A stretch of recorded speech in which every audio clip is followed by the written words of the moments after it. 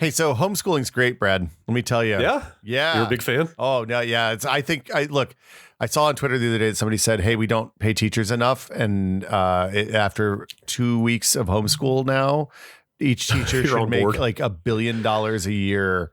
Look, Okay. I was on board for paying the teachers before this, but Sure. holy cow. So we're doing distance learning, which basically means that my daughter talks to her teachers a couple times a day, maybe. But since she's in first grade, like she doesn't know how to work Zoom or Sure. any of that stuff. And then we get assignments and then we have to kind of supervise the assignments, but it's so much. It is so much. That's ambitious. I'm actually like, they're doing straight up video conference. Is that how they're talking to students? Is it everybody at once or is it one-on-one? Surely not one-on-one. So they're trying to do everybody at once every day so far. I don't know how long that'll go because it's kind of, but like they load up a big Zoom with 40 kids or 50 kids in it. And then they talk for a minute at the beginning and then the teachers mute everybody but the teachers. And then they ask the kids to do thumbs up on the cameras or thumbs down to give feedback.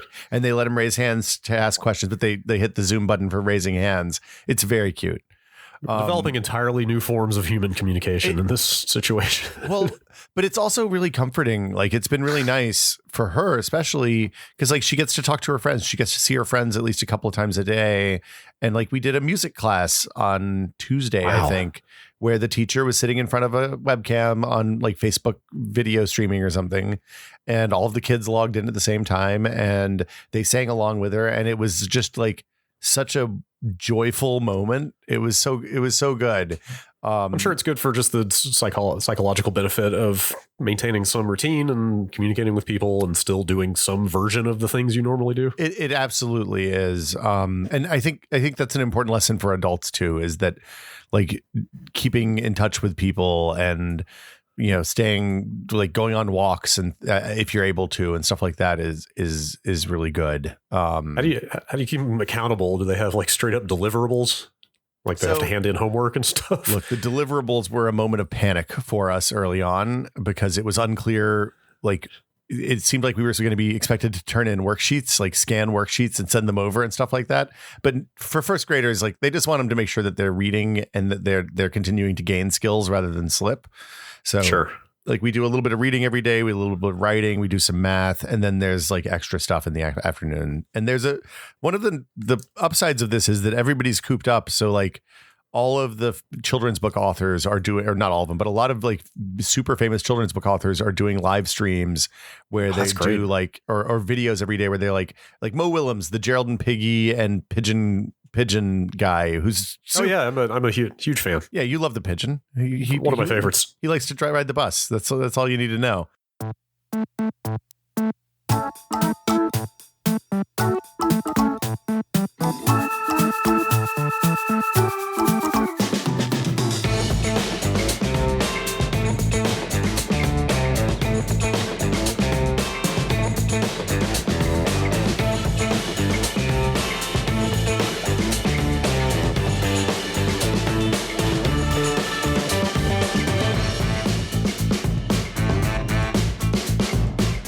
Welcome to Brad and Will Made a Tech Pod. I'm Will. Hi, Brad.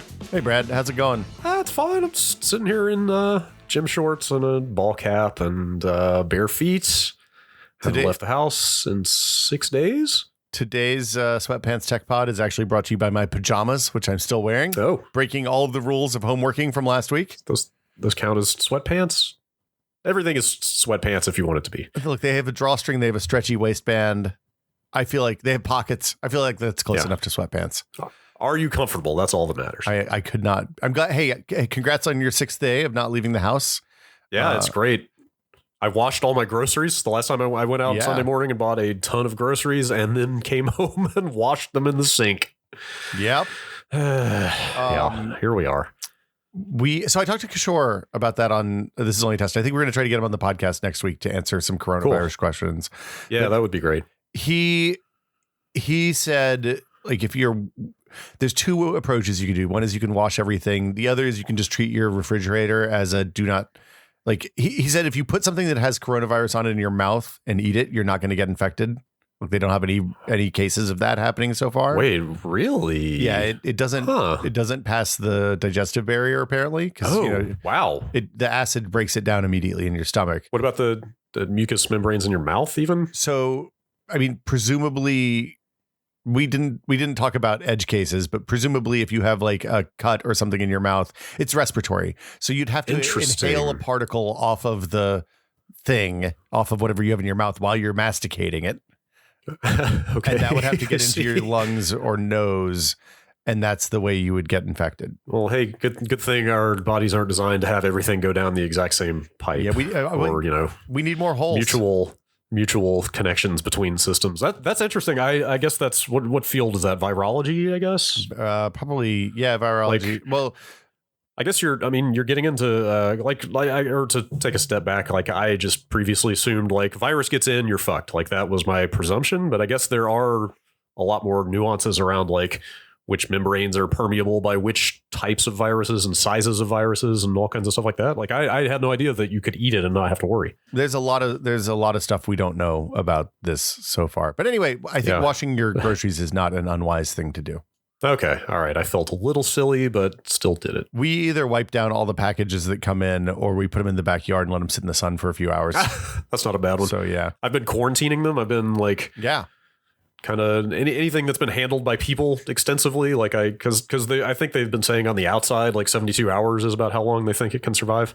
On some surfaces. So I just let things sit for over 3 days before I touch them. my index came the other day and it needed a signature, and it was before FedEx stopped requiring signatures for packages that required signatures. So I stuck a Post-it note on the door that says, "Dear FedEx person, this is my signature for the package. just take a photo. Number, thank you." And he came up, like bumped the door, grabbed the Post-it, and I caught him as he was walking away because I wanted to make sure I didn't miss the package. And he was like, "Hey, thanks for the Post-it. That was awesome." It's like, "Hey, thanks, man. Wash your hands." Well, I haven't seen anybody else in 10 days. Everybody's finding ways to get by. Yeah, man. Last package I had delivered by hand to UPS guy sure did throw it on the ground and kick it toward me with his foot. Yeah. And then walk away. Well, those guys are force multipliers. Like they're helping so many people on the day-to-day, like with the stuff that we forgot that we were going to need. So yeah, props to them, medicine and all that. Yeah. Anyway. For sure. Absolutely. But we have more pressing matters this week, Brad. Some important stuff has happened. Yeah, they sure did pick an interesting week to go wide with all of their console stuff. I mean, I think I assume this was probably timed around GDC. Yeah, not a viral outbreak, but Yeah, isn't this GDC week? Yes. Yeah. It's been yeah, you're right. Today's the 20th. Like today is this is the week that everything was going to happen. Yeah, this is the week that it happened. So yeah, Sony and Microsoft unveiled a lot more tech details on the new console hardware that's coming out this year. And like finally it's not for the first time with this generation, it's not couched in like terms of a Wired article where it's like, this is going to be 8 times faster than the thing you had before. And look, Spider-Man can swing as fast as he wants through New York City. There's actual real numbers and real they really got into architecture. Yeah. And like apparently Digital Foundry went out to Microsoft and Sony and has had a little bit. I don't know if they actually went out with Sony. They might have just been reporting on that Mark Cerny video. Yeah, I believe that's the case. But yeah, there's a lot of good information. I guess. Do you want to do this in chronological order and start with the Xbox? Yeah, let's do that. Microsoft just kind of out of nowhere went wide Monday morning with like a bunch of Xbox Wire posts and all that Digital Foundry access, and they made a video, and there's a ton of stuff out there. Yeah. So both of these consoles are kind of similar. They're both based on AMD SoCs that are based on the Zen 2 architecture. Yeah, Zen 2 CPUs and RDNA 2 GPU cores, which are not on the market in the PC space yet, right? Presumably in the next, whenever AMD releases new graphics cards, I would assume. Next year or something. So that stuff, like the broad strokes, has been rumored for so long that it was all basically just assumed at this point, and that all, of course, turned out to be true. Yeah. But there's a ton of nuance. Like, they're both very similar from the top level, but then once you dig into it, there's a bunch of minor differences that I wonder... whether those are going to make much of an actual difference in the end. Like, obviously, there will be little things. I mean, we can get into it but from my high level perspective and not having seen anything actually running on this hardware yet, like both of these seem like fine machines. It's entirely possible that somebody has messed something up, but at this point, both Sony and Microsoft have been doing this for long enough that I would expect them to avoid the obvious pitfalls of making a machine that's hard to make games for. Or that they can't manufacture in quantity, or that's going to fail within a year because they didn't anticipate cooling, or whatever the problem is. So or can't hit realistic workable performance targets. Yeah, or can't hit yields either. We've had all of these problems.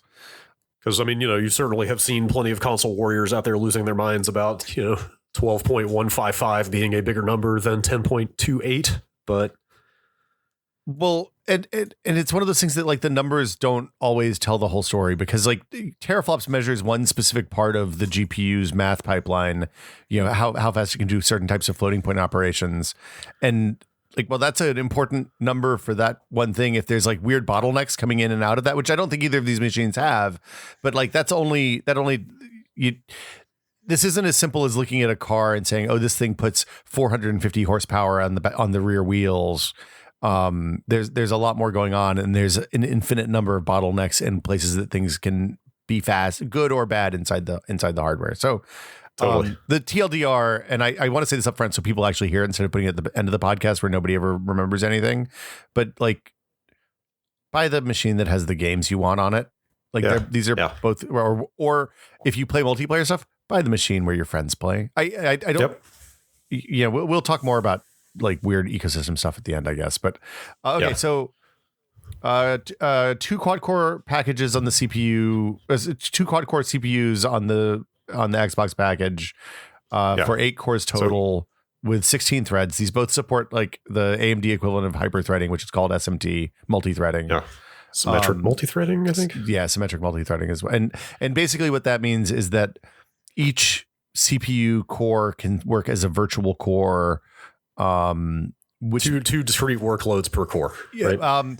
They have to not overlap in really specific ways. So like they can't use the same parts of the CPU at the same time for obvious reasons, but often you can turn 2 real CPUs into one virtual CPU with actually a pretty good performance improvement at this point for the same clock speed. It seems like there's a weird choice. There's a couple of interesting choices with the Xbox.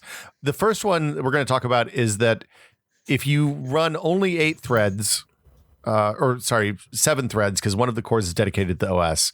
If you run 7 threads, your clock speed is going to be 3.8 gigahertz. If you run 14 threads, your clock speed is going to be 3.6 gigahertz.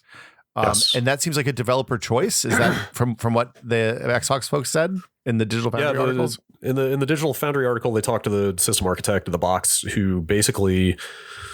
so my understanding of game development or software development in general is that parallelizing your software is pretty difficult. As evidenced by all of the modern PC games that hit 2 or maybe 4 cores when we all have 6 or 8 core systems. Yeah, actually, not to get off topic, but Doom Eternal came out on PC last night, and for one thing, their performance profiling that's built into that game is incredible. You can basically turn on a readout that takes up half of the vertical space of the screen with frame rates and percentages and graphs and all kinds of shit. But that game completely utilizes 8 threads, and even that was kind of shocking to me when I turned that stuff on and saw all 8 threads were being used pretty much equally as I ran around. Oh wow! But point being, even on the PC, even using just the full 8 threads of a quad core CPU is kind of unexpected still at this point. Yeah. So yeah, basically the point they were making was like, hey, talking to developers and looking at development trends right now, especially at launch when people are really rapidly just trying to get software to work in time to get games out, that they would rather have higher performance on fewer threads rather than a much wider distribution of their workloads at a slightly reduced performance. Does that make sense? Well, I mean, it's hard to get something as complicated as a game that essentially has one loop, right? Like a game is one loop, and each time that loop iterates is a frame. So it's hard. And that's kind of a linear process, right? Like you're layering. I mean, kind of. I'm not. That's probably a huge oversimplification, but Yeah, it's the answer is it's complicated, right? Yeah. Like often, But I would assume there are some steps in that process that have to be completed before other steps can be done. I would guess. Absolutely, yeah. And Yeah. there are things that can run independently. Like often people will run sound or physics calculations or something like that on other threads, but then you still have to sync that stuff back up with the main loop at one point or another. And Right. like, And I think I'm guessing that's a huge part of why it's so tough to multi-thread game stuff, is that everything has to kind of converge at a point, which is the frame being drawn, and you have to make sure everything lines up timing wise. well, yeah, and if it doesn't line up, it can cause like glitches or artifacts or crashes in some cases. And also, like you think about the timing for this, so you have, if you're running at 120 hertz, you have something like 8.4 milliseconds to do each frame.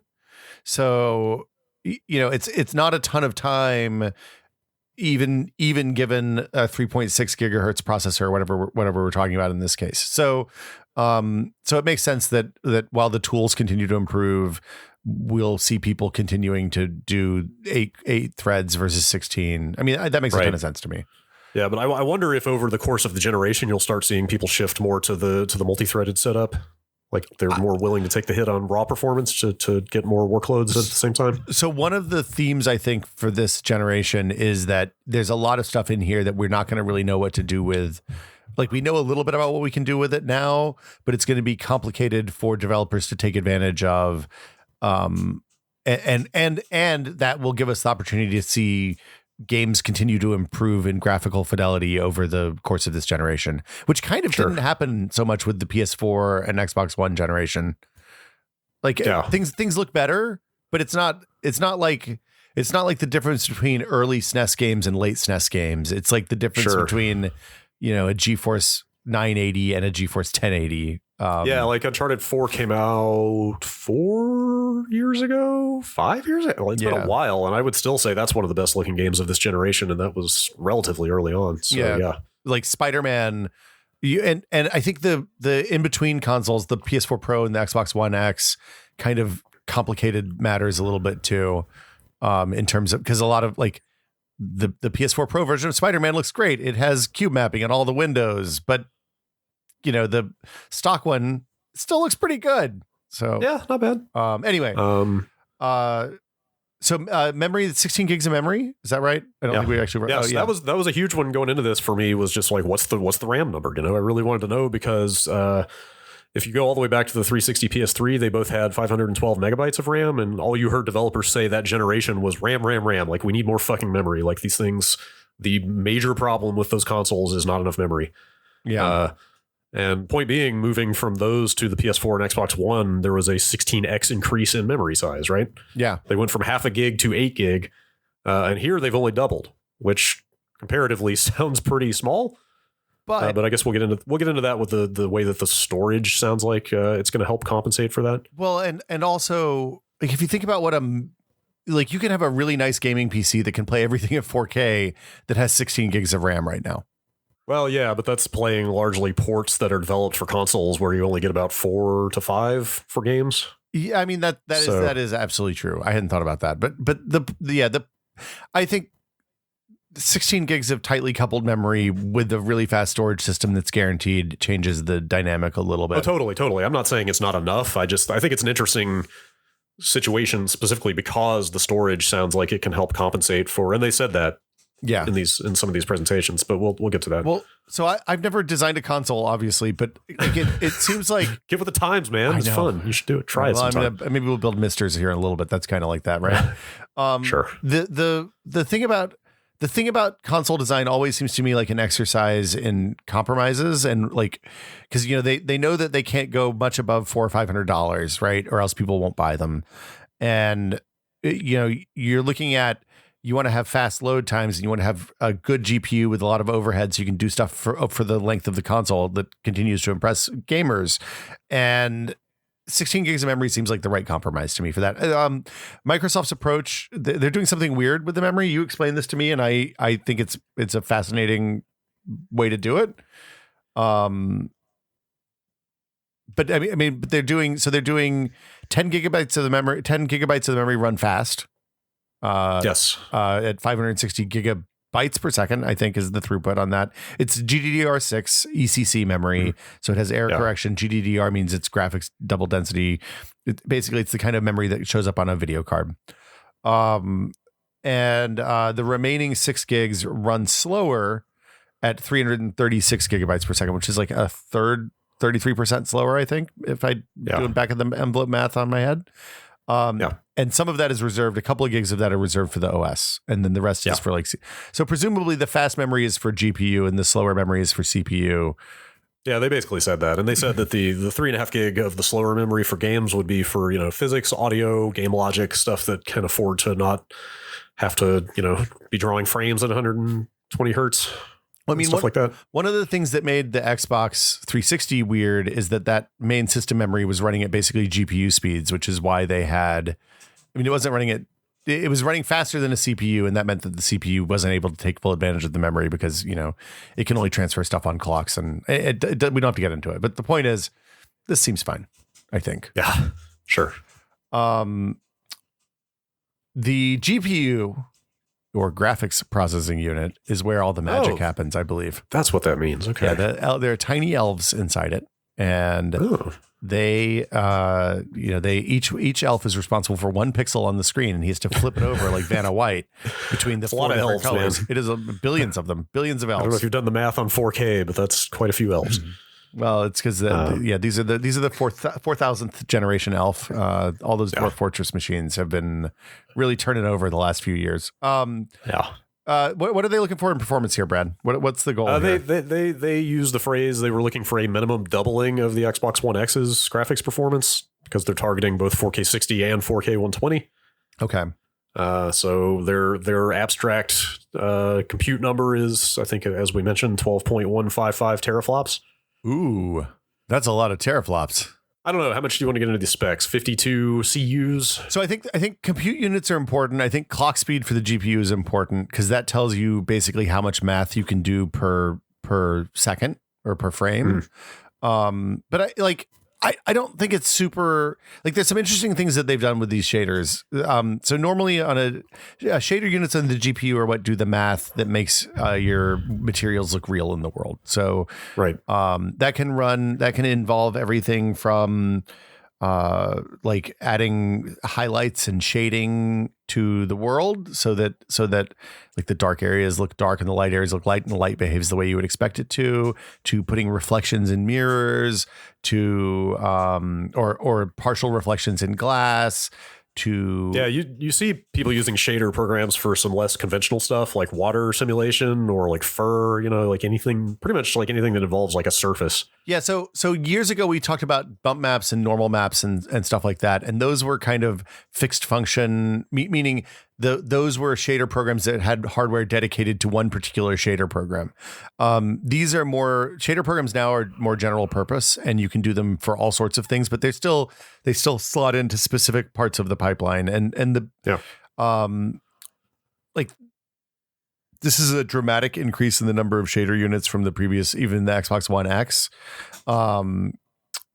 which is good. That means you can do more math, which you have to do if you want to do 4 times the pixels on a 4K screen. And especially if you want to do 4K 60 versus 1080p 30, which is what a lot of current generation launch Xbox games run at. It's a good call. One of the interesting things they did here is they're also tuning these shader cores to be used for machine learning tasks, which don't require the precision that graphics shaders use.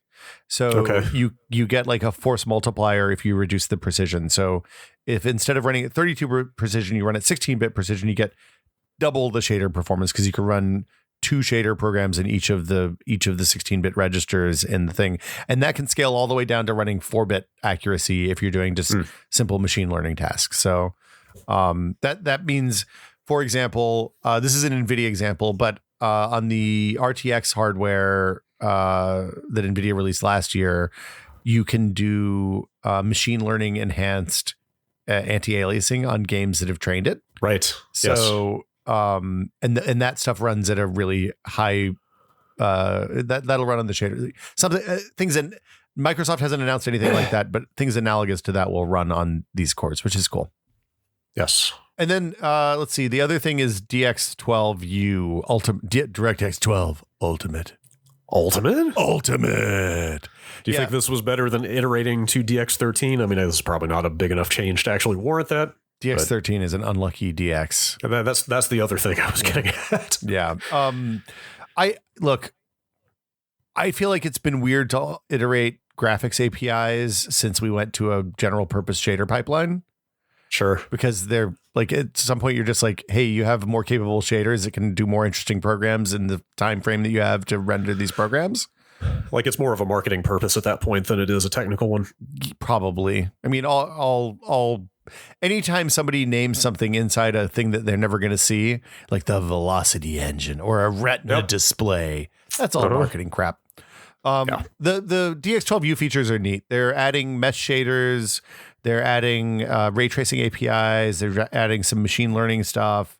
DirectML. DirectML. They're adding variable rate shading, which is cool. That'll disable. So like right now, when you do occlusion and stuff, it doesn't necessarily apply to shader programs, but the variable rate shading will let you turn off shaders in parts of the scene that you can't see because it can determine that before it runs the shader programs.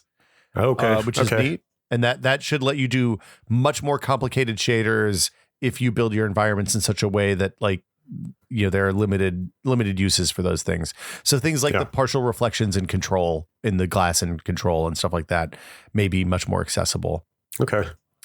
Mesh shaders are neat. They, instead of breaking down objects into just triangles and vertices, it can do what's called a meshlet, and it lets you optimize like really complicated material objects much more quickly. I mean, these are like optimization things that make the pipeline run faster, basically. Okay. And then the I other think one the example I saw of that was like a big asteroid field. You could have like, you know, an enormous number of discrete objects flying around with kind of relative computational requirements. Yeah, it's kind of like tessellation is for vertices, is my understanding. I think that's probably an oversimplification, but but like tessellation lets you dynamically vary the number of triangles that are used to render an object. This lets you dynamically vary the complexity of the mesh using shader units rather than using a hardware setup or something like that.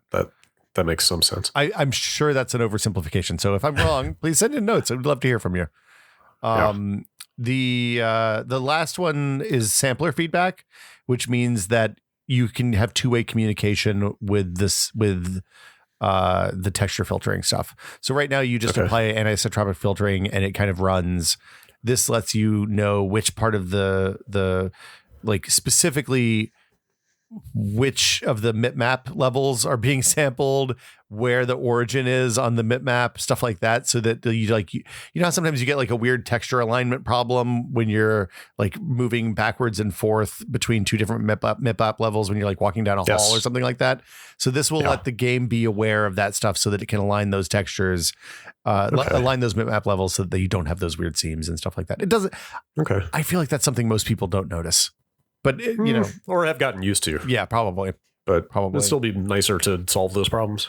And the DX12U stuff is backwards compatible. Oh, so here's the other big thing. Xbox and PC DirectX are now unified with DX12U. Okay, I don't think I realized that wasn't already the case. I did not realize. I assumed they had already gotten there on the current Xbox One stuff. They have been very careful to never call attention to that, it seems, in a public-facing way. So I just thought that was already done. So on the PC side for DX12U, if you have a DX12U GPU, you get everything. If you only have a DX12 GPU, which is pretty much everything that's out now, you'll still get the DX12 features, but the U features will just won't work on your hardware. So okay. And this is literally the worst logo I've ever seen out of Microsoft. It is horrible. It's not great. It is really bad. Should we talk about the ray tracing stuff a little bit? I mean, it's been confirmed for a while that the consoles were going to have it, but they haven't really gotten into a lot of detail about it, partially because AMD doesn't have any parts on the market that do it yet. Yeah. I mean, you know, this is DXR compliance. I don't know that there's a ton to say about this specific implementation. I was going to say the thing that they said in the Digital Foundry article is that they do bounding volume hierarchy structures in hardware, which And basically it sounds like that's kind of the base level math that's taking place to make all this go. yeah. So basically, what that does is it maps the world and figures out which like where the intersections are. So they said the Series X can do 380 billion intersections per second, which sounds good. That what that doesn't include is the actual like that just tells the game how things need to be lit and which surfaces are in play from each light source. It doesn't tell them like it doesn't actually do the rendering of the reflections in the screen or the global illumination that has to happen and stuff. That still has to happen in the rest of the GPU. What this is this is basically just another setup step before all the scene lighting shaders and the texture shaders and all that stuff run. Right. So my real question about this stuff, and I don't know how much you or anybody knows about this yet, but is how close this gets us to standardization for ray tracing across everything. Because, NVIDIA was out there, a year and a half ago? Yeah. With the Turing cores and their RTX stuff. Like DXR is just coming together as a standard, and AMD is just now starting to support that. Sony's going to have ray tracing, but they're presumably going to be like on a Vulkan-based API or something similar, and obviously not using DirectX. Like, I guess what I'm getting at is like, are we getting close to the point where this stuff will be standardized enough that it's going to make sense to just deploy it across everything? So my understanding is that the Vulkan stuff, the NVIDIA specific stuff, and DirectX ML are all pretty similar. Okay. So, they're all obviously running on a lot of the same hardware. Like NVIDIA supports, I think, everything. I think you can run the Vulkan stuff on NVIDIA, but I'm not sure about that. So yeah, I mean, this is an extension to the shader language stuff that happened years ago, where the OpenGL shader language and the DirectX shader language and CUDA are all subsets and supersets of each other, depending on which way you go.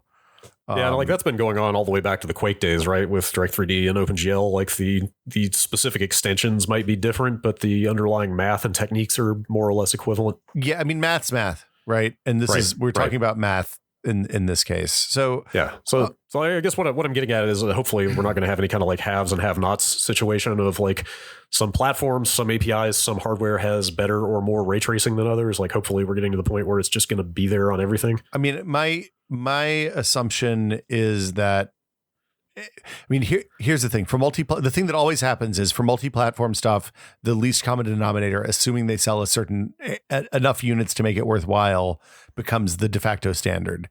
Right. So, I feel like Sony has definitely learned their lesson about making games hard to make on their platforms. Like they're not going to make that mistake again, I don't think. So yeah, I feel like we're probably, the big question is Sony, because I don't think they've talked about what APIs they're supporting for ray tracing stuff yet. I assume it's the Vulkan stuff, but we'll find out presumably at some point later or when some developer leaks it. Sure. I don't think that it is as big a problem as it used to be porting that stuff between the different APIs.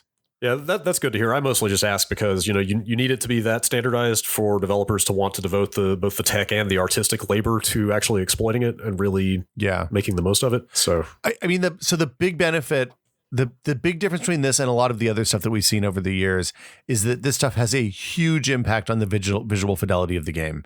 Like if you look at Control with RTX on and Control with RTX off, it is a fine looking game both ways, right? Yeah. But when you turn on the reflections and the lights and all that stuff, it looks good enough that people who don't play games are like, wow, that looks really good. What's going on with this thing? This is a neat. Yeah. And again, like we talked about it in a few months ago in the ray tracing episode, but like some of the side by side Metro Exodus comparisons that are out there, like you really get a good sense of like how much this can enhance naturalistic lighting in a lot of scenes. But I just want it to be at the point where developers feel they're justified in actually devoting the time to exploiting it. I think given the thing that's going to happen when these consoles release is that immediately the number of machines that can run ray tracing stuff is going to explode. Increase by tens of millions, obviously. Yeah. And I think that will, developers are pretty, mercenary is not the right word, but pragmatic about the value of their time versus the installed base. And that's why, frankly, that's why NVIDIA and AMD, when they roll out new features, throw marketing money to to game developers to support those new features is because it doesn't make sense for Remedy to spend, the time that they did implementing ray tracing and control if somebody doesn't help them, because they're not going to see a return on that money unless Yes. Especially early on. But once the consoles hit, I think those returns will start being worth the investment. Great. You want to talk about the Velocity engine? You mean the input output architecture? Yes, framework? I mean the SSD. What do they got going here? This is neat. I haven't looked at this stuff at all. I guess we knew this going in, but it still seems kind of up is down to me to say that the storage on these machines and the IO stack is probably the most exciting, interesting thing about them. Look, for years we've been saying, hey, the most meaningful upgrade you can make to your PC is to put an SSD in it and then install Windows on it. So I guess it makes sense, right? Totally, but even that was pertaining to like SATA 2 and SATA 3 SSDs, and what we're talking about here is like an order of magnitude or more faster than that even. So like the stuff that it's going to enable developers to do is going to be kind of wild. Hopefully, yeah. It seems. I mean, I think this is the big unknown for me is how people actually take advantage of this. There was a PC game that released this year that performed exceptionally badly on traditional hard drives. Was it Destiny 2? I'm not sure. I don't think that was Destiny. I can't, but it became clear that somebody had done all the development on SSDs and like, oh, people still have hard drives that they play games on. Well, we can patch this. Right. That's right up there with font sizes being too small in games because developers have TVs on their desks and sit very close to them. Yeah. Oh yeah. I'm going to look at that. Let me get my magnifier out for the Dead Rising feed. Yeah. I think adding an SSD, look, I'm fine getting rid of load times forever. I just played Black Mesa, and like even on a modern machine, there's so many loads in that game because it was made in the era of like 8 megabytes of memory or something. It's interesting. This is a good change. I think the more interesting thing is that they're doing things like quick resume for multiple games. Like that is like not having to keep that stuff in memory and being able to dump it out to the SSD is really exciting. How big is that that's a quality of life. Well, we're getting out of ourselves. That's more of a quality of life feature, but also like that is something they could do now. It's just that it would take forever to load that state off of the hard drive back into memory. Right. To the point that it's not worth doing. And this is something that enables them to do that in a way that's actually convenient and pleasant. But so yeah, the storage size is 1 terabyte on this thing. Okay. Which that was right up there with the RAM. That was another one of those big question marks of just like, all right, what's the number? Is it going to be 128 gigabytes? Surely you're not going to go with 0.5 terabyte. That would be complete insanity. Mm-hmm. I think a terabyte was the absolute minimum that they could put in this thing. Like I was kind of hoping there would be a 2 terabyte model, but that's not going to happen. But you have a unique set of requirements, Brad. Yes. Both of my consoles have 5 terabytes of storage at the moment. Good God. Yeah, it's pretty great. Pretty great. So, okay, so it's real fast. They gave some numbers here for throughput, like 2.4 gigabytes per second raw, and they're saying 4.8 gigabytes with compressed data, which seems a little bit optimistic to me. Yeah. Okay. I think like this is one of the places that that the Xbox is a lot slower than Sony's numbers. Yes. I'm going to be not slow in an absolute sense. It is very, it's like half of the numbers that Sony quoted, but also like how much memory for games are we talking? Like 12, 13 and a half, something like that. 13 and a half gigs. Yeah. 13, 14 gigs. Like you're still going to be able to fill most of that memory very, very quickly. But I mean, 4 seconds is an enormous amount of time I mean, that's 480 frames worth of rendering if you're running at 120 hertz. So, okay, sure. So it's a magnitude slower than the memory, order of magnitude slower than memory, even though it's this much faster. My hunch is that the thing that's going to happen is that everybody's going to build their stuff for this hardware. Yes. And so I had that question and I was trying to save it till we get to the PS5 because that's where the insane numbers are. Okay. For storage. Let's hold it then. But I mean, well, yeah, you're kind of addressing it now. But I mean, I don't know. We'll see. It may be something that's more transparent than I would expect. Like the nice thing is I think we're going to see the end of like the goofy Xbox 360 generation stuff, like the Mass Effect 5-minute elevators and the long hallways. So do So Yeah. Sony talked about that, and I guess we'll get to that. But do you think that's also true on the Xbox, where it's fast but not as fast? It should be fine, I would think. Yeah. I mean, especially given all the work that people did in the current generation to do streaming off of hard drives, streaming level like the work that Epic has done with Unreal to do streaming levels off of hard drives in like giant ass open world games is frankly astounding. Like it's really neat. Like look at it. I mean, the fact that you could load up Red Dead on an launch Xbox One or launch PS4 and not see a game load if you don't fast travel is amazing to me. Yeah, still. Sure. So yeah, that's getting to be pretty old hardware. At this point. and if you put that technology on a couple of orders of magnitude faster throughput, you'll be fine. This is a good change. Yeah. The storage on this is expandable. Did they say they I mean, obviously they're not talking about pricing on anything, but presumably you can buy another terabyte and jam it into the card slot in the back. Yeah. Did they say the cards are only a terabyte? That's probably the case. I would assume that they'll start at one size and get bigger over the life of the hardware, but I don't know for sure. There was kind of a pretty strong backlash to this that I saw. People seem proprietary. Fairly skeptical about the idea of having to buy proprietary storage expansions again. I mean, we can talk about that on the other side. It seems like Sony's going to have to qual the Sony hardware that they sell as well. Yes, they have a much different and more kind of laissez-faire approach, but that is complicated in its own way. We'll get there. But I mean, the big thing is like some version of this problem was unavoidable, right? Yeah. Like this is... I made this analogy on one of the, I forget, we've done so many live streams and podcasts on Giant Bomb this week. I don't know where I said it, but kind of made the analogy of like, Apple ditching the old iPod connector for the Lightning port. Like at some point, there's got to be some amount of pain when you transition to something this profoundly more advanced. I mean, look, I would have much rather Microsoft have a little thing you can unscrew and jam an M2 card in there. Yeah. Ironically, it sounds like they maybe could get away with that because their numbers are a lot closer to off-the-shelf hardware than Sony's are. Well, I think there's still PCI Express 4. Yes, that is true. Which doesn't really exist. Those cards are hard to find or don't exist yet. It's unclear to me. Yeah. I look. Microsoft has done this each generation. Did the Xbox One X? You didn't have an external. You could plug an external USB drive in, but it had to be a specific one, right? Or did anything work by the end? Okay, pretty much any USB 3 drive. Like they sell an Xbox branded Seagate drive, but you absolutely could just get any reasonably fast USB 3 drive and use it.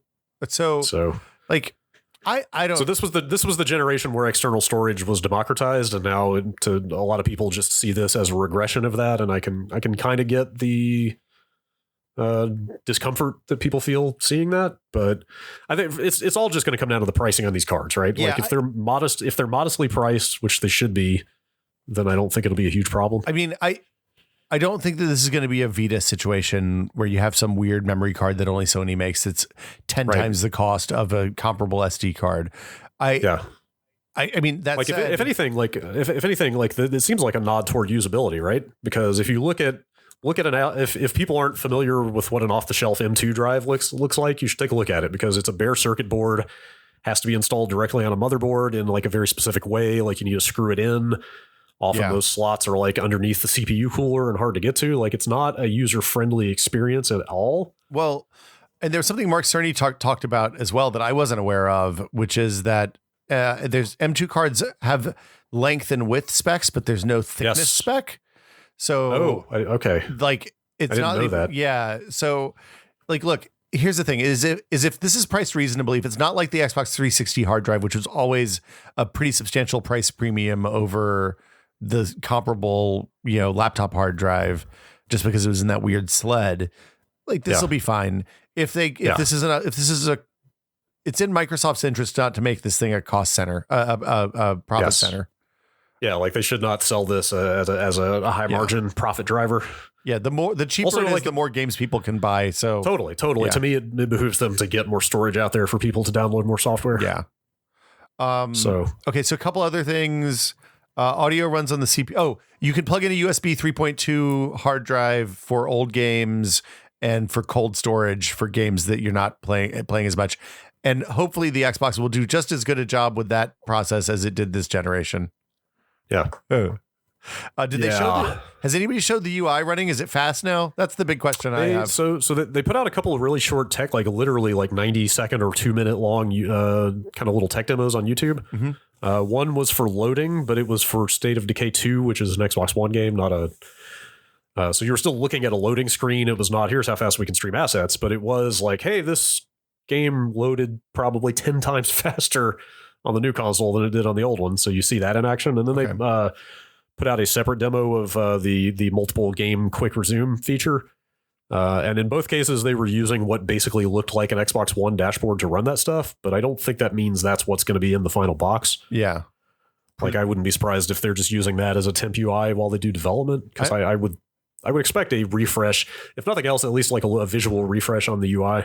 I hope they bring the blades back. Just Blades work. Straight throwback to the blades, man. Put them out. Blades, put them up blades there. worked very well. The blades were short and to the point. So cool. The audio runs on the CPU just like on the PC. That's one of the that's one of the things they're going to run on the extra cores. They're redesigning the gamepad ever so slightly. Your old Xbox One gamepads will continue to work. They're adding a share button, and they brought back the stupid disc D-pad, which I really don't like. I don't know why. I mean, just buy your Xbox controllers now before the old ones go out of stock. Yeah, that makes me extra glad that you can use your old ones. So they're doing some new optimizing is it around. Only the Bluetooth ones? Do you know, or is it all the old Xbox ones? I would assume. I think they've basically flatly said any old accessories will work. Oh, nice. Okay, I got my Kinect ready to go.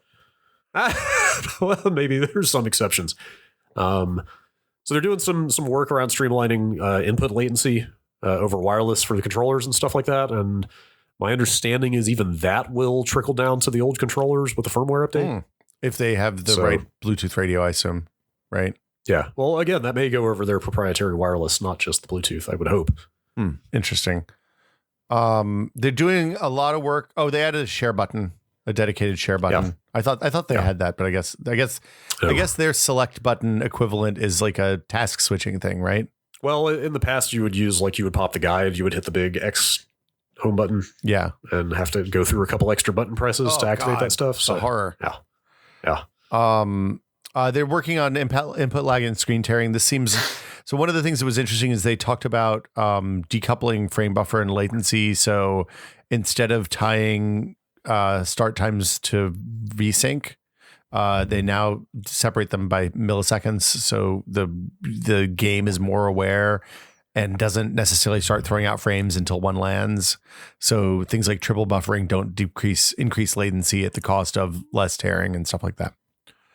And then they're doing it HDR for old games, which I thought was this is a great machine learning application. Dynamically, yeah. I mean, it's not dynamically like on runtime. It's for like they're doing the work as part of the back compat process, right? Yes. Yeah. Sorry. I don't mean dynamically in real time. I just meant dynamically as in somebody doesn't have to get in there and hand tune a bunch of brightness settings like they are running it through algorithms. I'm going to be really interested to see what, like, I have to imagine that's going to produce some really beautiful nightmares. Maybe. Like, well, I'm sure there's a QA process that it goes through. I want to see the bad ones. I want to see like everything blown out real weird, and I want to see weird games, man. So their backwards compatibility story, I mean, we'll touch on this with the PS5 stuff, but the Microsoft solution to backwards compatibility is incredibly comprehensive. Okay.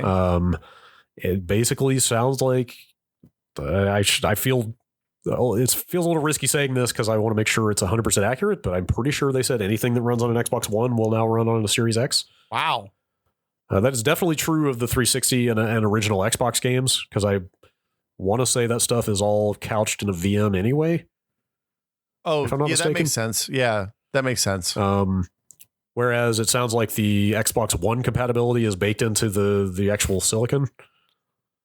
It's a superset. The Xbox Series X is a superset of the Xbox One X, presumably.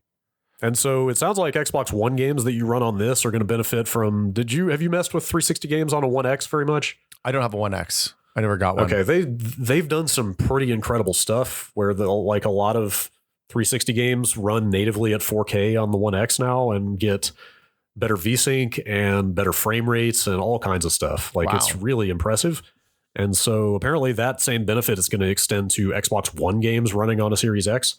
That's really exciting because there's a lot of Xbox One games that were kind of chunky on the launch hardware. So, totally. So Digital Foundry talked about cases where like you've got One X games that have a quote unquote performance mode that's supposed to run at, a higher frame rate, but it doesn't hit like a steady target.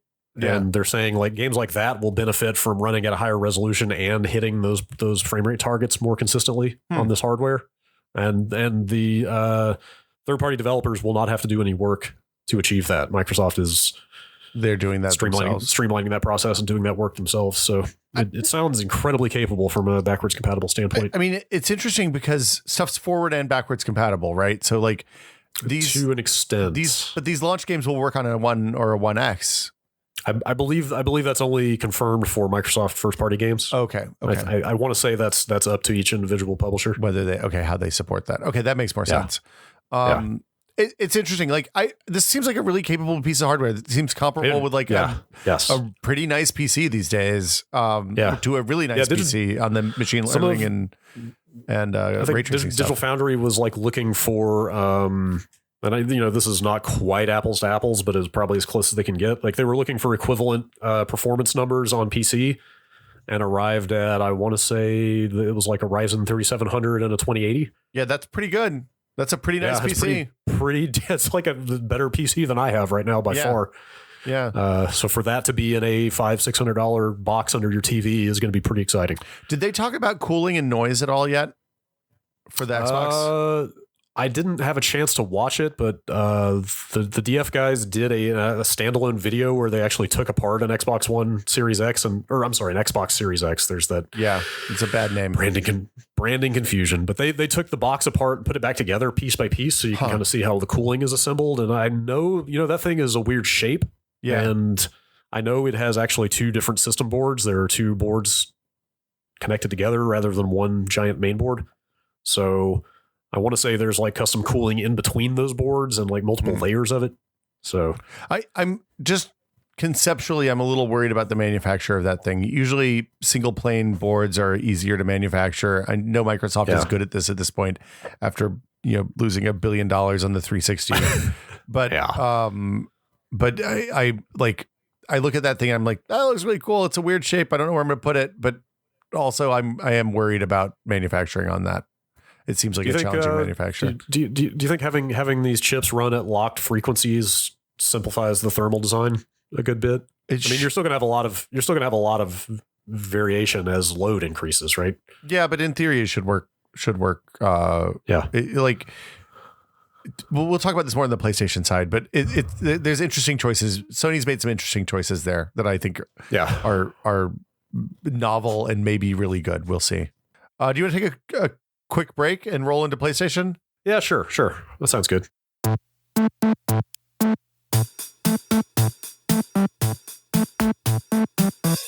PlayStation 5. PlayStation 5. They're still doing the numbering thing. The PlayStation 5. The PlayStation? No, the PlayStation 5. Do you remember the rumors about PlayStation Orbis? Oh, man, that's such a cool name.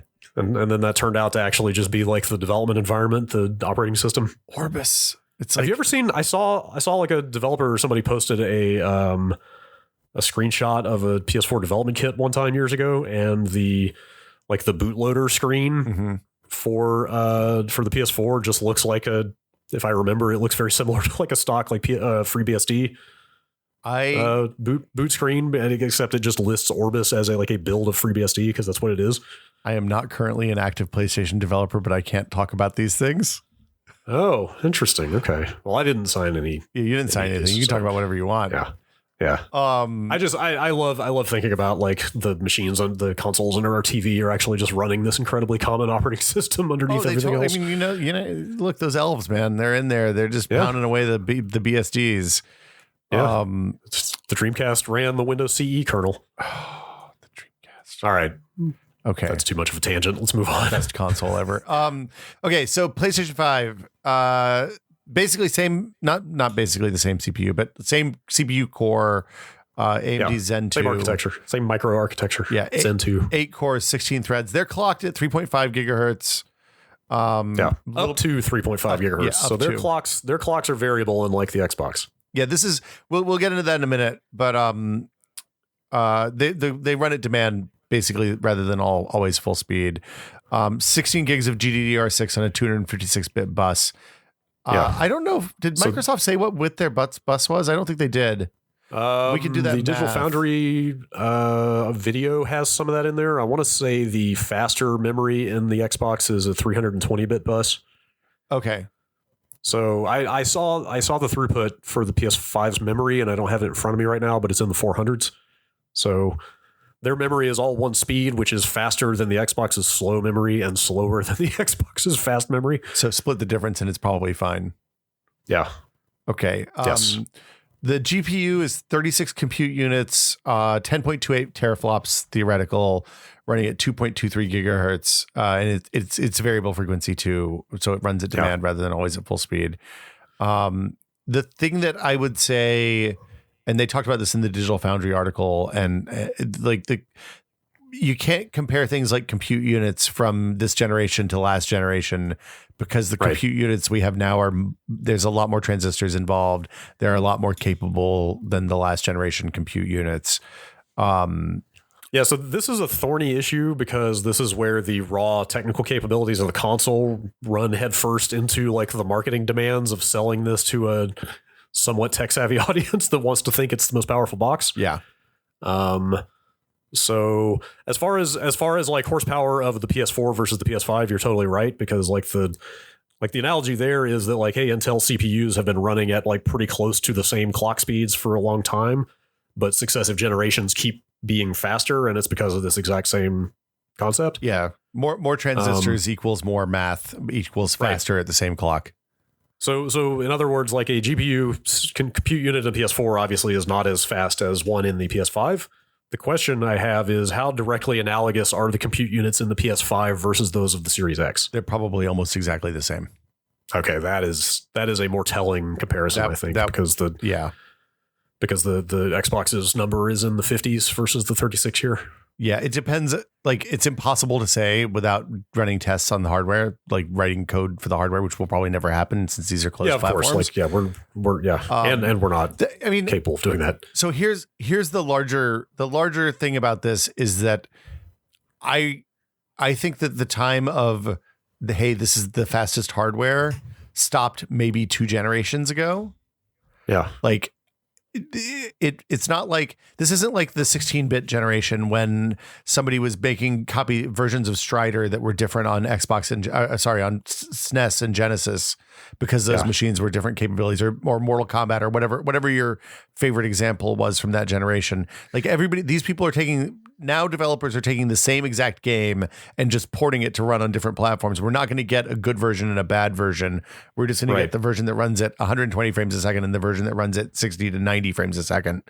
As to me, as much as some of the numbers between these two consoles vary, I think the real world, the actual implementation of that stuff is going to be barely perceptible in a lot of cases. That's my guess, especially just because we've hit such a point of diminishing returns on a lot of this stuff. Like even going back to the beginning of the last generation, like the difference between 720p and 1080p, or even like 900p and 1080p, is not super perceptible to the average person, but even that is way more perceptible than the difference between like native 4K and somewhat close to 4K. Well, especially sitting 8 or 10 feet away from your TV, like those things are just not that easy to tell apart. Yeah, for anybody who bought a 4K TV that supports HDR, like the jump from 1080p to 4K, if you had a decent 1080p TV, is pretty minimal, right? There's more pixels. The HDR is a huge deal, and I think in this case, like as long as your machines are fast enough to run ray tracing, you're probably fine. Yeah, and that's kind of the stuff I'm getting at. These are all going to be fast enough to run ray tracing. Right. Like the Xbox games may have a few more graphical effects, or maybe at a higher fidelity, or at a slightly higher resolution than the PS5. Or they might run at 120 hertz, right? Versus 60. But most TVs that are out now won't run at 120 hertz, so that's a different problem for a different day. Yeah, but I don't think like in real world examples, I don't feel like the difference is going to be that noticeable. I would not like look if you can load up a game on the PS4 and the Xbox One X and tell the difference just looking at load the same game on both platforms and you can see the difference between them. Great. Most people aren't like that. And really the thing that matters is where your friends are and which platform has the games that you want, not mine has 10.28 teraflops and this one has 10.155. I got the bad machine. Don't worry about that stuff. Just play your games and have fun, man. Yes. So GPU in this, like I said, 10.28 teraflops. They do very, very similar feature set, right? Yeah, hardware accelerated ray tracing, probably mesh shaders. They described something that sounded like mesh shaders. I don't think they actually called it mesh shaders. It is a very capable GPU.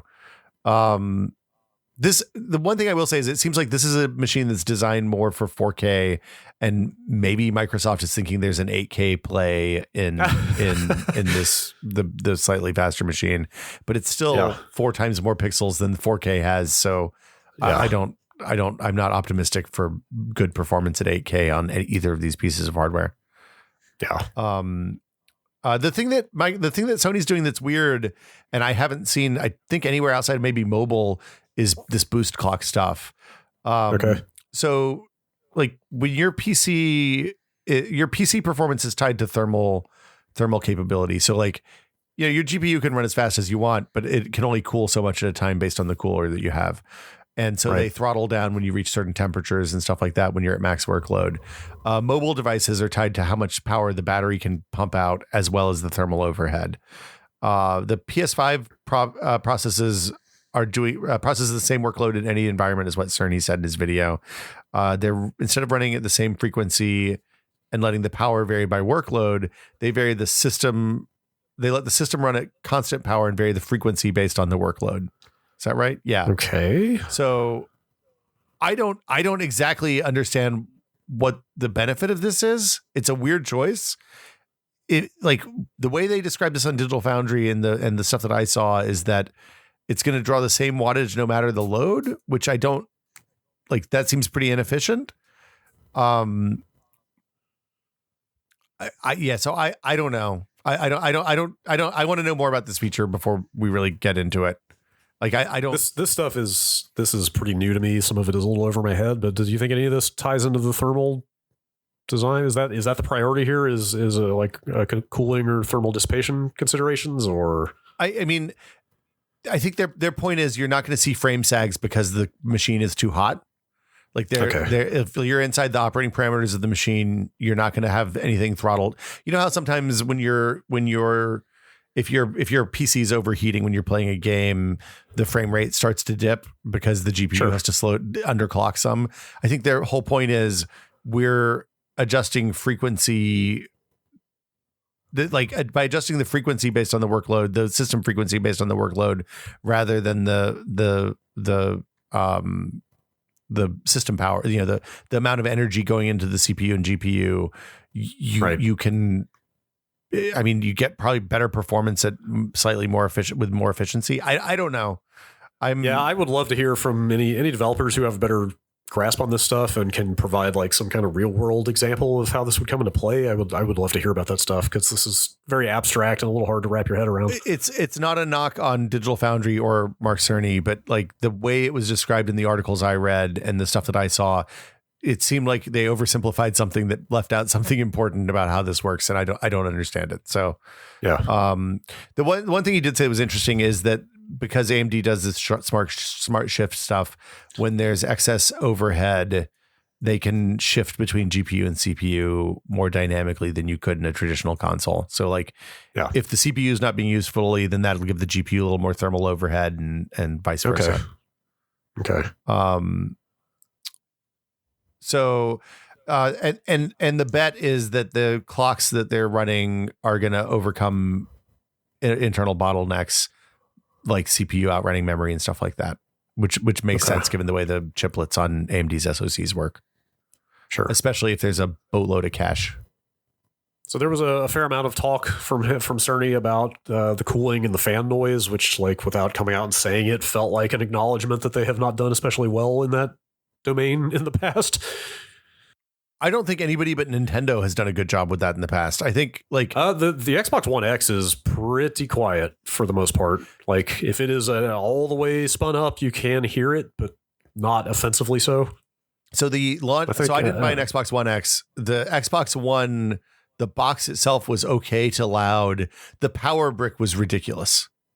Sure. Okay. Yeah. And the PS4, both the Pro and the stock, are too damn loud. I've said it many times. I traded in my launch PS4 Pro to get the third revision PS. Like I literally traded in a PS4 Pro to get a PS4 Pro because it was so goddamn loud. I could not stand it. Yeah, it was terrible. I play console games with headphones on because it's louder than my PC with a 2080 Ti in it. That was playing God of War on that launch PS4 Pro. That was inadequate. I could hear it very distinctly through headphones. It was awful. Wow. So I mean, it's great to hear that they're thinking about that. Yeah, I mean, this may be why they went with this constant power thing, is so that then they have a known thermal load that is fixed, and they can design a really specific cooler to dump that heat without having to spin up and sound like a leaf blower. You know, but Cerny also did give the example of like, you know, this CPU supports 256-bit instructions, which are going to require more heat dissipation, and they have to anticipate like how often developers are going to want to use things like that versus things that don't put out as much heat. So there is still a lot of variability there. Yeah. I mean, one of the things I've learned over the years is that the thing that makes me crazy about fan noise on a PC isn't necessarily a constant low fan noise. It's the spinning up the fan, spinning down the fan, spinning up the fan, spinning down the fan. Like my 2080 Ti has a thermal profile on it that basically means most of the games I play by default are right on the threshold of spin up, spin down, spin up, spin down. Yeah. So I just switched over and loaded up a thing that lets me set the profile to be the same speed all the time. It's much less annoying. And that could be where they are with this, is that it just runs constantly at the same speed, and it runs cooler or hotter based on how much is being used. Yeah, that's fair. I thought the storage stuff was really interesting here. Like they're doing that is absolutely the story with the PS5, right? I think so. They did it. The audio stuff is real weird too. We'll talk about that in a minute. Well, that's a weird outlier. That's just like out of left field. It's like, wow, you're really putting a lot of work into this, huh? But so the internal SSD is 825 gigs. Yeah, I wanted to ask real fast, like, do you think that is actually 1 terabyte and that they're talking about usable space there because I would assume they're going to need a fair amount of cache space, especially based on the way that Sony does things?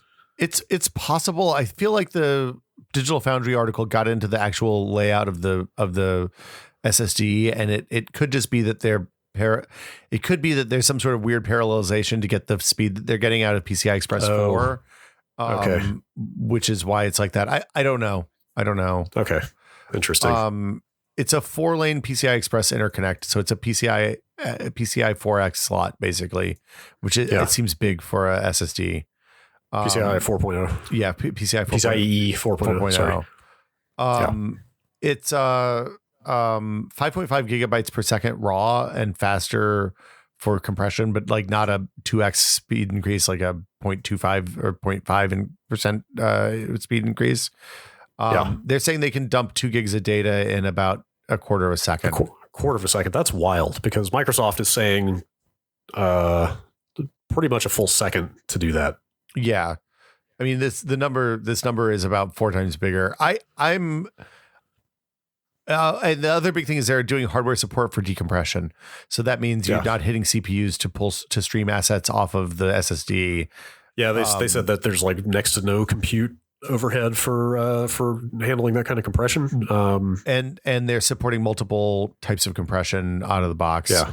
It sounds like they've just, like he mentioned, they straight up have a custom IO controller in there that they've done a lot of work on, that it's got like far more priority levels than your average off the shelf SSD in this category and stuff like that. Yeah, it's super, like, this is super interesting. I'm very interested to see how this works in the real world. They have APIs for game data prioritization. So presumably like a developer can prioritize world first, then like flare assets and props and characters and stuff like that after, or things that are the things that depend on tight timing. Yeah. Versus things that don't. Yeah.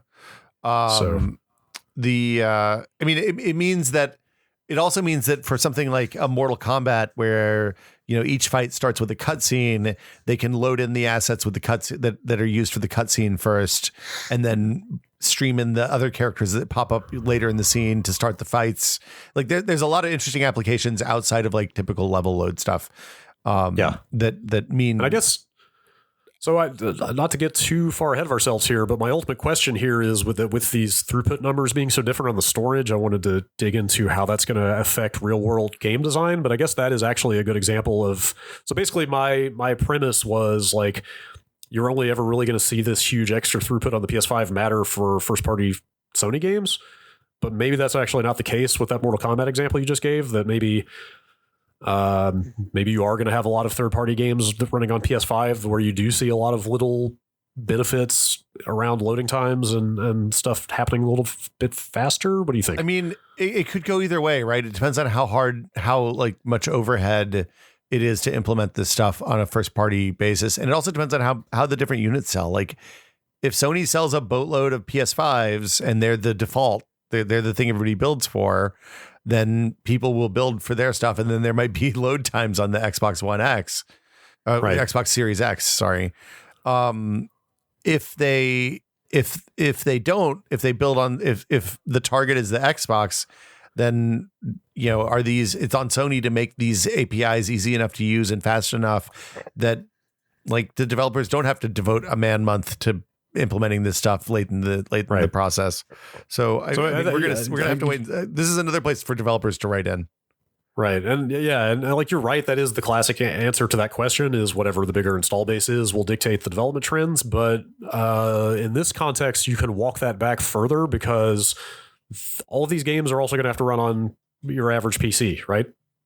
So yeah, so maybe unless we get back into a world where like every console game is not getting ported to PC, but that doesn't sound realistic because the PC market is so big now. So people are going to be loading PC games off of SATA 3 SSDs or even spinning hard drives for a good long while, right? So like I don't know what multi-platform development looks like with this much of a spread in the speed of loading. And because Cerny got into that example of, and as much as he took a bunch of heat for this being an incredibly like dry technical talk, I thought there were some pretty good real world examples of where this tech matters. And I don't know if you saw that graphic of, it was basically like, here's a little castle, here is like a city environment, and they're separated by this like itsy bitsy narrow canyon that you have to walk through for 45 seconds. Yeah. Like I thought that was a great example of like, here's how developers have to compromise like world design, for example, to get around how slowly they stream assets right now. So like that's a great example of like, hey, worlds can open up a lot more when the system can load assets as fast as you spin the camera now. But if these games still have to run on PCs that are massively less equipped to load stuff that quickly, how does that affect the design of multi-platform games? I think we're going to see people min-speccing SSDs as for these titles as soon as they come out. Yeah, I mean, look, you can get a really good SSD for under $100 now. Oh, totally. An NVMe SSD. Now you may have to upgrade your motherboard or get a card that slots into a PCI Express slot. I think it'll be fine. I'm not super worried about it. Okay, maybe you just have more confidence in like, I don't know. I don't want to like denigrate anybody's technical ability, but again, like, M2 drives are not the easiest thing to install. Like not everybody who plays PC games is necessarily super aware of the difference between like a SATA 3 SSD versus an NVMe SSD. And like, if they get into that level of specificity with hardware requirements and expecting people to know what SSDs they have. Look, I've watched you guys build PCs before. Like I know what the rest of the world is like. Yeah, that feels like a technical minefield, expecting your wider audience to understand all that stuff and be equipped for it before they buy your game. I mean, the thing you have to remember is, okay, so here's my official hot take.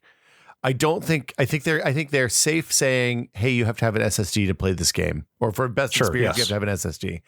I think saying you have to have an NVMe PCI Express 4 SSD is probably not going to happen as a min-spec requirement for games. Okay, that's what I was getting at. That sounds like a big ask. Yeah, no, but I think, look, a SATA 6 SSD is still an order of magnitude faster than a spinning disk.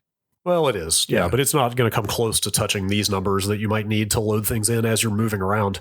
But I mean, my hunch is that for the stuff that especially if you're dealing with a system where somebody has a 2080 and they have 12 gigs or 16 gigs of video memory and 32 gigs or 16 gigs of PC memory.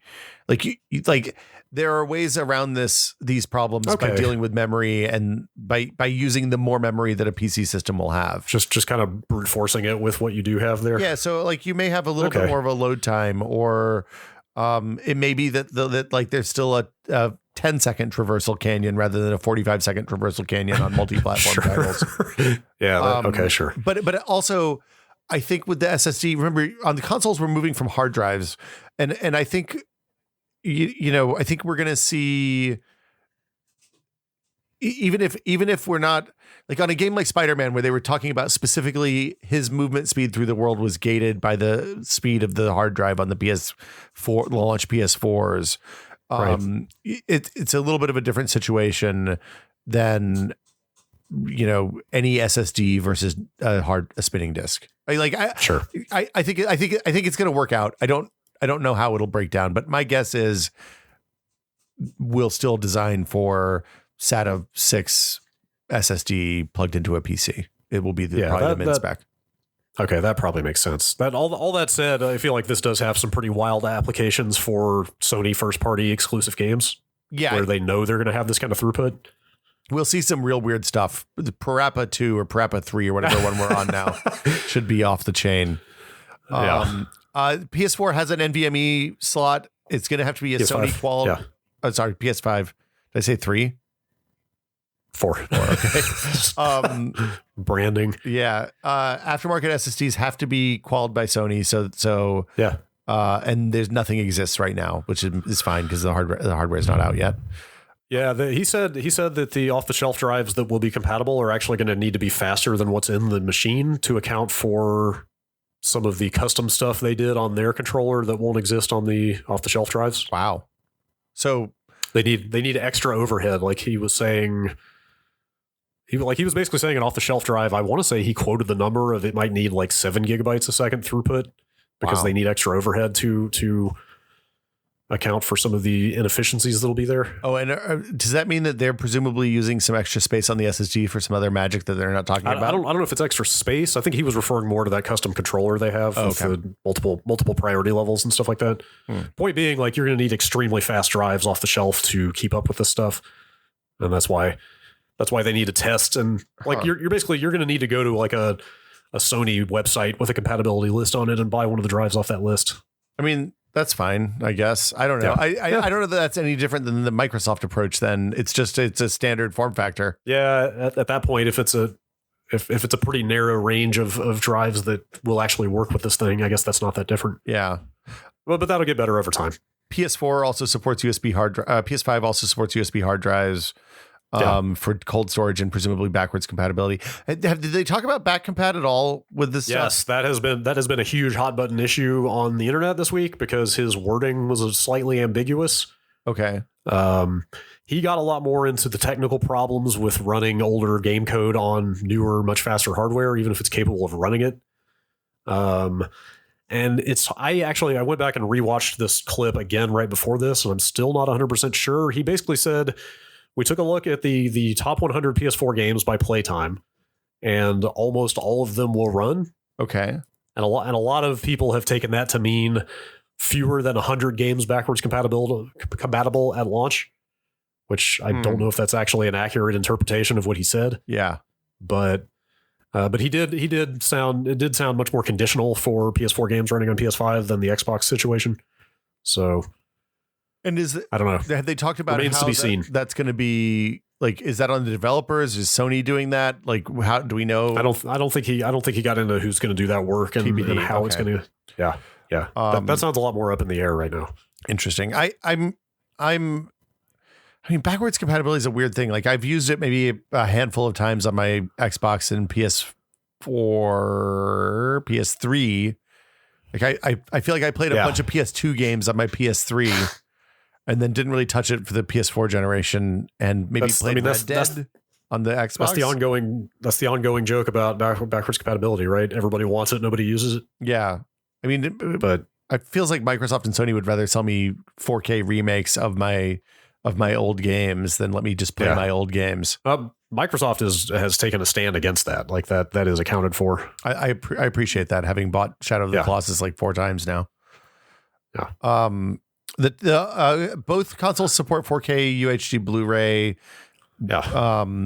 The audio stuff in the PS5 is interesting. They sure spent a lot of time on that. Like somebody doing hardware audio. This seems like a first party feature to me, right? Yeah. Like they talked about doing custom personalized HRTFs for your specific ear shape, which is ridiculous for a system that interfaces with speakers for most people. Yeah. Like HRTFs work when you put headphones on your ears. Right. HRTFs stand for head related transform functions. It's how like audio in a game like PUBG can make you feel like you hear things above and below you, even though you're only using stereo headphones. And basically they use math to remodel, to delay the sound in specific ways, the way that it would coming into your ear. That's kind of like tricking your brain, basically. Yeah. 20 years ago, there was a company called Arial that made sound cards that did this. Creative bought them. Is that right? No. Some bigger company acquired them. Power VR maybe bought that. I can't remember. Somebody else bought them. But yeah, the upshot is they did it in hardware in the late 90s, early 2000s because we couldn't run it on CPUs. This seems like it's all running on a slow GPU compute unit. So probably they're using this as a way to increase yield by putting a couple extra GPU compute units, and anything that's too slow or doesn't pass qual, they use as the audio engine, which makes sense. Like my guess is probably them taking advantage of hardware that was going to be there anyway for something else, repurposing something else. And again, seems like a situation where they want to make sure that the middleware is there to make multi-platform developers able to access this in the easiest way possible. Yeah. I mean, a lot of people I've seen, I feel like papers talking about using GPU ray tracing to do the occlusion and bounce reflection and all that stuff for sound, because it's a little bit simpler. And the math is the same for sound or light. You know, it's all just reflections and bounces and rays. NVIDIA talked about that after the Turing cards came out. Yeah, but I've not seen anybody do it in a game yet. So like it's kind of a theoretical thing you can do in theory that we haven't seen yet.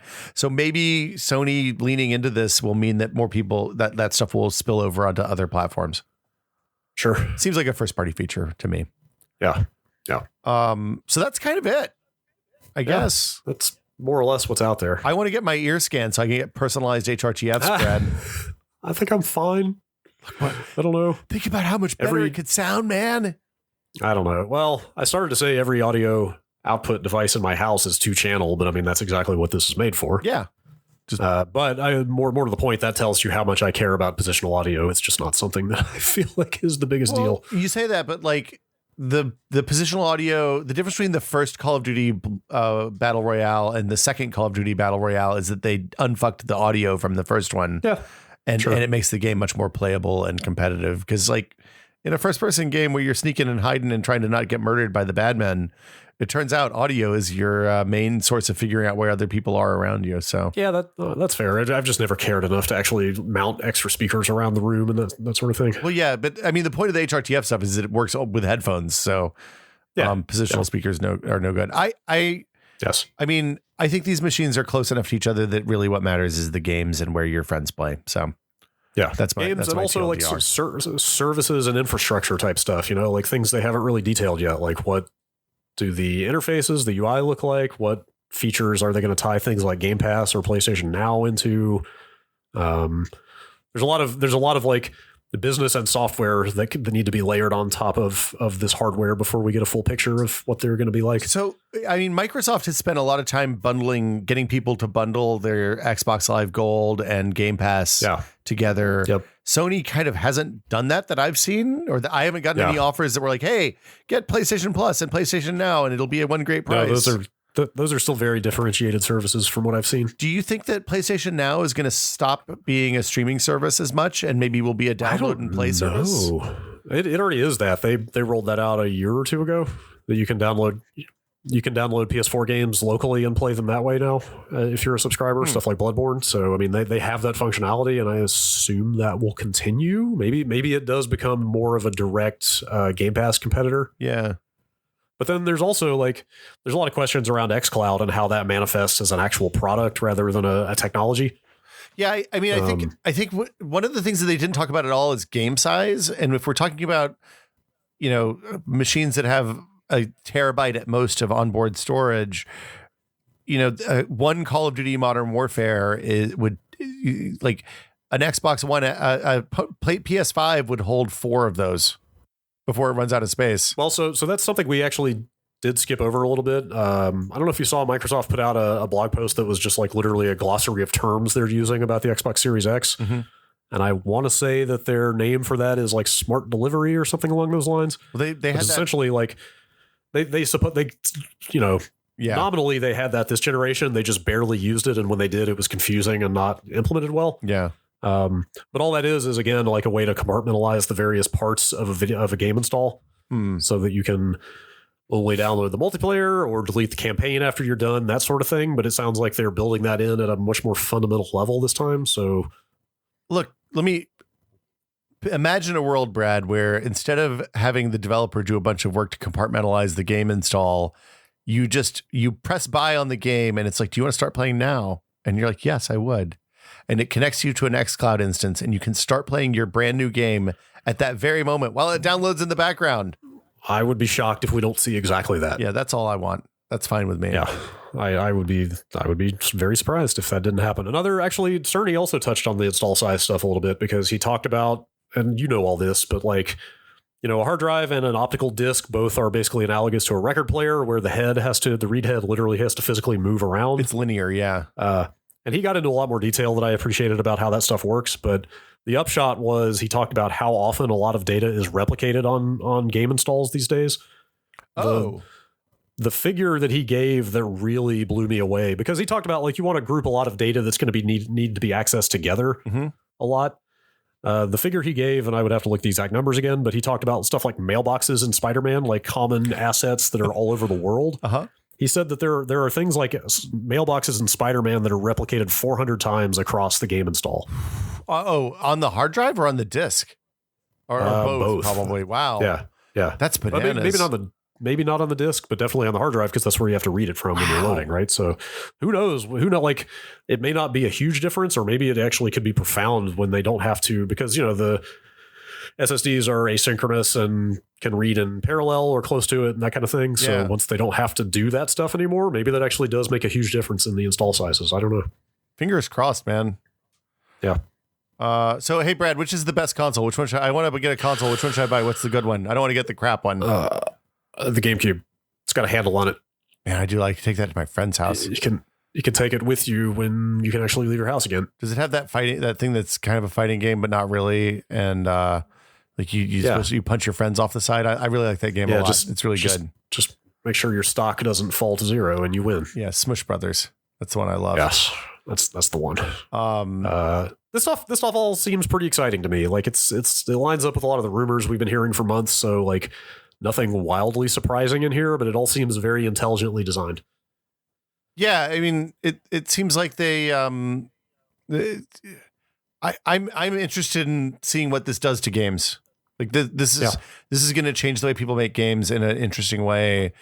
Yes, but also, like, I'm stoked that like the stuff that's out now will work on these machines and will look presumably better in most cases. I think that's really interesting too.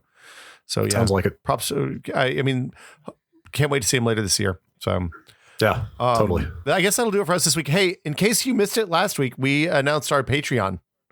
Yeah, it's up there. There's a way you can support the show right now. By going, we would appreciate it greatly. Yeah, by going to patreon.com/techpod. And we're going to record our first subscriber show in a couple of, maybe next week, I think, or week after. We'll see how things go. And love the Discord is popping. Like the Discord, I have been spending a amount of time in there that has surprised even me. You're talking to people. It's super. You're chatty. Yeah. It turns out when you cultivate an audience of people who like the same things you like, it's fun to talk to them about that stuff. And there is a massive wealth of knowledge in there. Holy shit. Like I have yet to go in there and ask a question about any esoteric topic that like 3 people haven't immediately had an answer for. Well, the thing I love is dipping in and finding like, hey, there was a conversation about making music that went on for like 2 hours yesterday morning. Yeah, totally. That's rad. Yeah. We've opened up a couple of sub forums. So there's a NAS forum, which naturally there's a NAS forum because that's why we did the podcast. Of course. There's a like Linux and BSD section. I think we're gonna have to add like maybe music creation or just like content creation because there's a lot of people that do that stuff. It's been really fun. Yeah, I've really enjoyed talking to people in there so far. It's been fun, and I think we're still thinking about other benefits for supporters and that sort of thing. Like that stuff is a work in progress. Yeah, I think it's safe to say if you all have feedback on stuff that you'd like to see as like a $5 or $10 tier ish range benefit, let us know because we'd love to hear from you. Yeah, and totally. And we have to do our very first shout out. Oh yeah, yeah. We have a patron at the shout out. I'm trying level. to find something I can play a drum roll on here. Oh, there you go. You got it. Nailed it. We need to thank our executive producer, tier patron, David Allen. Thank you so much, David, for your support. Yay. And Thank you. And thanks everybody else for supporting the show. I think we're going to do a Q&A next week. We might have a special guest for that, we're hoping. And that'll do it for us this week. If you like the show, tell your friends. That helps more than anything else you can thanks do. for listening. I mean, except for the Patreon. First the Patreon, then tell your friends. If you don't want to do the Patreon, that's fine. Just tell your friends. Thank you all so much. And see you next week.